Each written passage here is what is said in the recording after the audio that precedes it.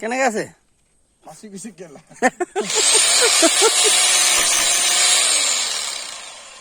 ফাঁসাই পেলাইছো নাকি বড় ফুটাতে লাগাল